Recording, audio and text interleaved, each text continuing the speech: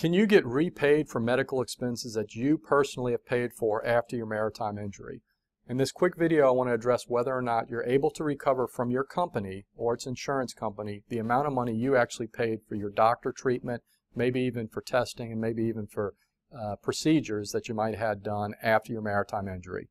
The short answer is yes, you can, but two things have to be necessary. You have to meet two tests in order to do that. First is the treatment that you got has to have been reasonable and necessary and obviously related to your maritime injury. So you have to make sure that it's not some type of experimental treatment. It has to be reasonable treatment, and it actually has to be necessary. You can't have a doctor doing something that's questionable whether you need it or not. So if it's clear that what you had done and what you paid for was reasonable and it was necessary and related to your maritime injury, then you met the first test.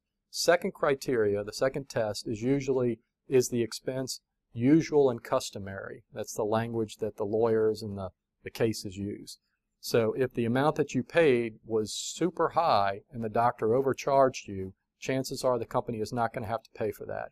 So if it's reasonable and necessary treatment, and if the amount you paid was usual and customary, which basically means was it what an insurance company would normally pay or what a person would normally pay for that type of treatment, then in those situations, in all likelihood, you should be getting repaid for medical payments you made yourself after your maritime injury. Call us if you have any questions at all. You want to keep receipts for all this stuff, you can definitely send it to your company. You can request and demand reimbursement. I would encourage you to do that. And again, call us if you have questions about your situation.